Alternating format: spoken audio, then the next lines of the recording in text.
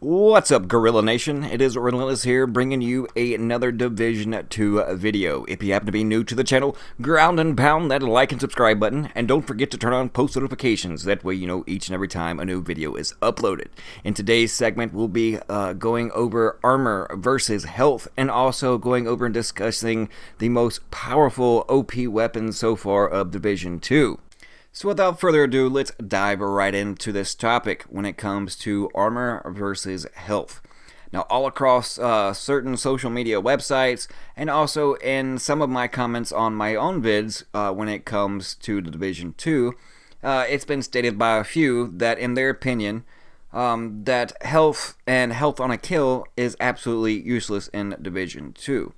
Now, I don't know if it's been a bit of misinformation or just something they more or less came up with and believe just in their mindset and their experience, whether they played the private or open beta or both.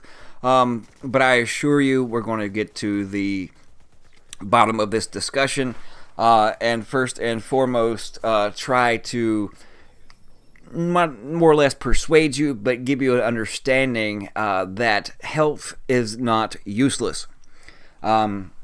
Let's look at it from a general perspective of PvP. It'll be much easier to do this in PvE situations, but let's talk about the PvP side of it.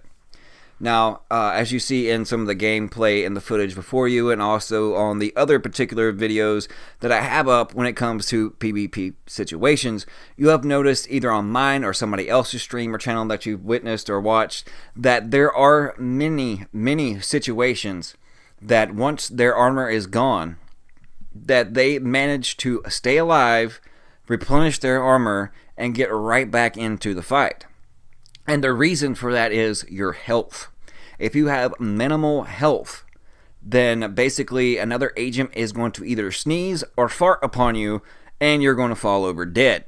And the way the NPCs are, the hordes that roam the DZ, they can basically do the same, and then you're going to be sent back to the checkpoint, and then you're going to have to come out and either hunt them down or look for them to re-engage into the fight. But now, let's look at it this way. If you had more health, that more health, and if you had spec'd more into health, or able to, then you would have been able to evade, give yourself some breathing room, some time, in order to replenish your armor, either by way of a fixer drone or by popping an armor kit. Now, either or would have helped, and either or is very situational and possible. And reason why I say situational. Now, if you're getting constantly rushed and pushed in a small distance between agents or players or NPCs, then it'll be more difficult. But you have to utilize your surroundings. As you can see, there are tons and tons of cover that you can use to your advantage in the dark zone.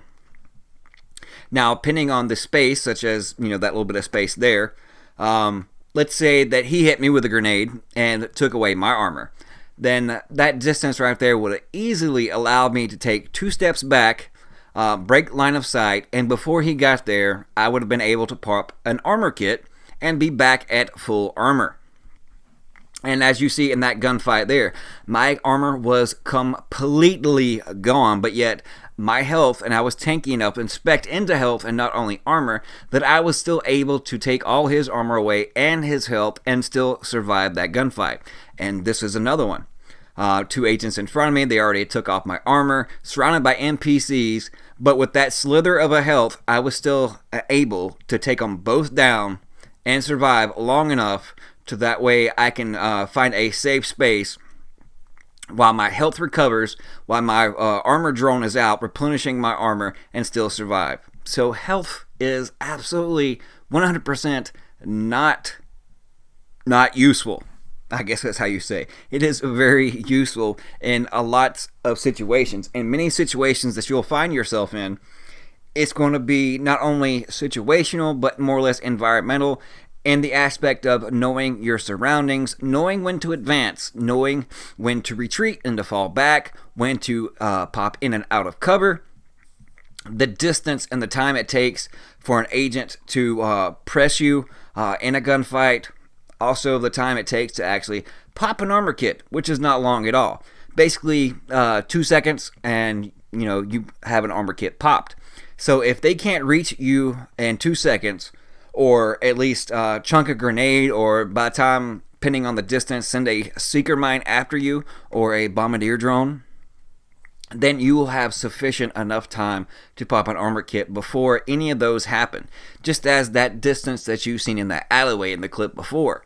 Whether he had a seeker mine or not, I was on a corner. I could easily, took 2 steps back, be out of line of sight, and before a drone or a seeker mine could get there, or he could toss a grenade and that grenade to go off, I could have had my armor completely refilled and been back putting down shots and back into the gunfight. So all of you out there that think that health is useless, please, please, please change that mindset. That is, ludicrous to the aspect is that yes, armor is more valuable, more important than health, but the two go hand in hand. One may be a little bit more valuable when it comes to taking the blunt force trauma, but the other gives you the survivability and the time in order to replenish the armor. So without one, you can't have the other.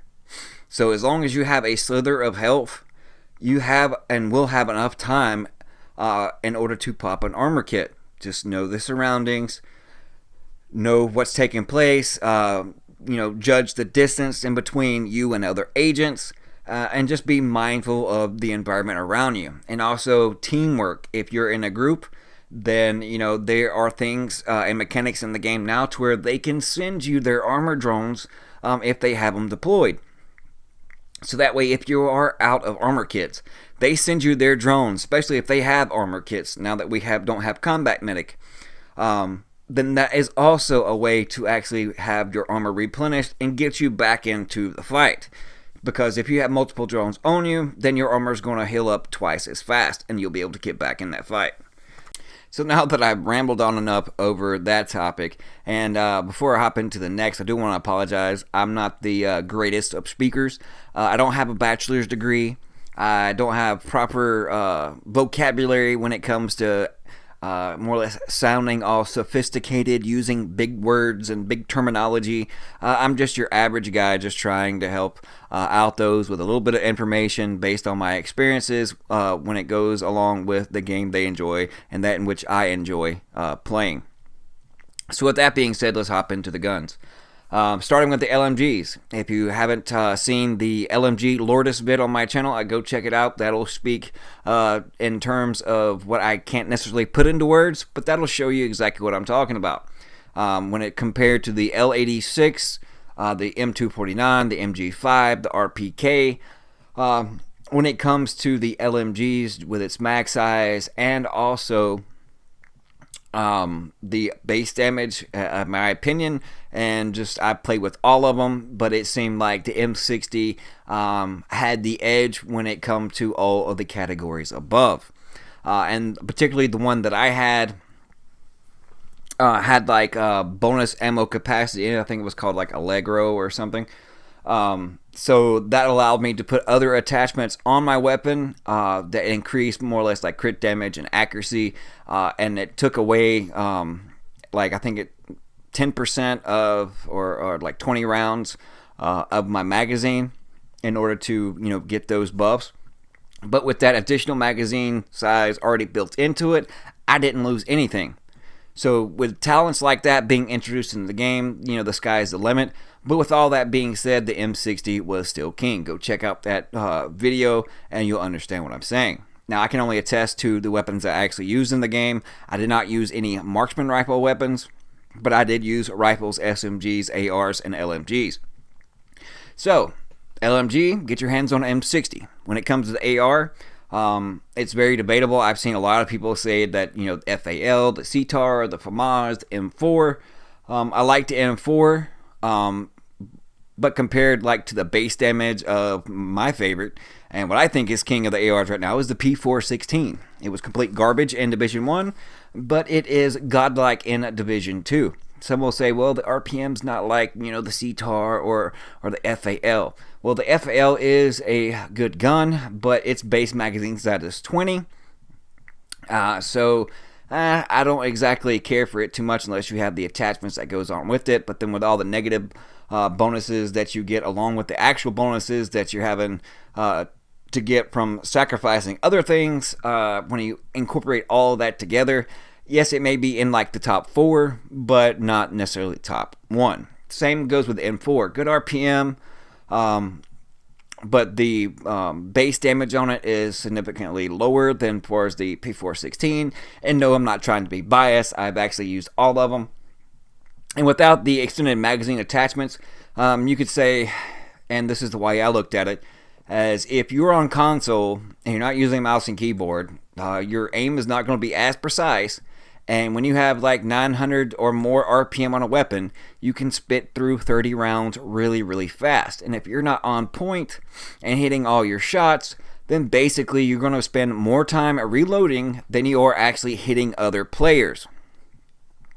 And when it comes to, my personal preference, my game style, I'm not the worst of shots. I don't have complete potato aim. Sometimes I do, but more or less, most of the time, I'm pretty good when it comes to aim because I am on console.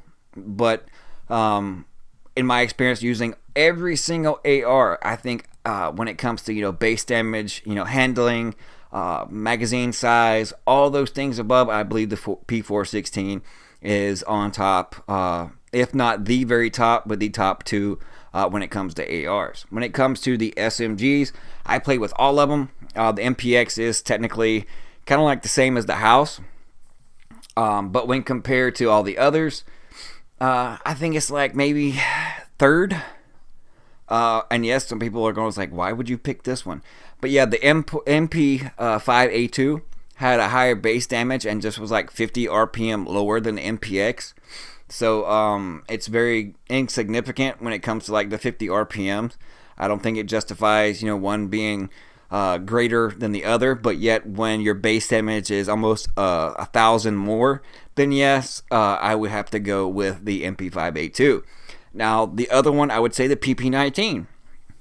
It had, if not just a little bit higher base damage, probably half as much RPM. I think it was around 600 compared to 8 and 850. But what gave it more or less the edge is the 54 base magazine size. So that's why I would say it edges out just a little bit over the other. But like I said, it depends on the person's aim and their exact playstyle, because all weapons are viable. This is just my opinion and what I experienced while playing both of the betas. Now, when it comes to the rifles, the only ones that I actually played with was the LAR or the AR-15, the MK-17, the M1A4, and the MDR. Now, out of those, I would have to say the MK-17 and the MDR, followed up by the M1A4, and also that one I think is called like the SVC. It kind of looks like a submachine gun that was in Division 1. It had a good rate of fire, but as far as like range and then the recoil was a lot worse than the others, which is they're not all really that bad, but as far as comparing one to the other, I would have to say that would be the bottom of the totem pole. So get your hands on an M60, P416, PP19, MP5A2, and of course the MK17, and I'm sure that you will thoroughly enjoy and not more or less agree, but agree to a certain extent that you see why, in my opinion, that's what I determine as my favorites and my go-tos when it comes to the Division 2 and what I'm going for and will be using come lunchtime, which is March the 12th, in just a few short days. But I hope you've enjoyed it. I hope it's been informative, just laying down my opinion and a little bit of facts when it comes to the armor versus the health. But thank you guys so much for tuning in. We'll see you about you later.